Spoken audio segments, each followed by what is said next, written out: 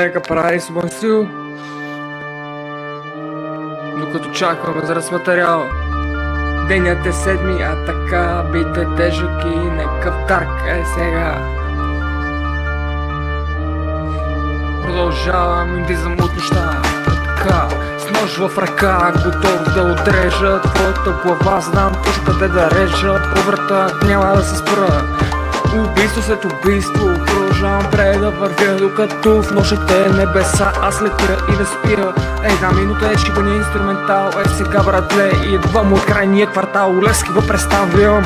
Йо, бита не съм го чул преди това, честно казано не съм го изслушвал дори, но мъжето много добре ги владее на фри.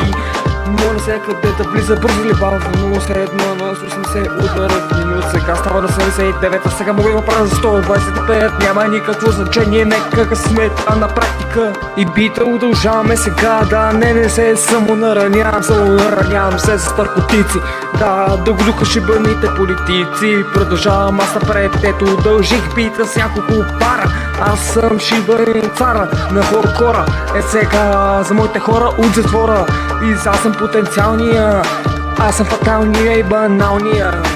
Имам си проблеми с кварталния, удължих го още веднъж, мишна кура ми дръж, това веднага просто го правя на свободен стил. Не съм се напил, не съм пил и вътрин, не изпих една половинка. Време е сега, излизам навън, нещо не ме лови, съм на седми ден, бе братле, виж как добре се артикулирам. И дори инструментала да спре, аз не спирам да рапирам.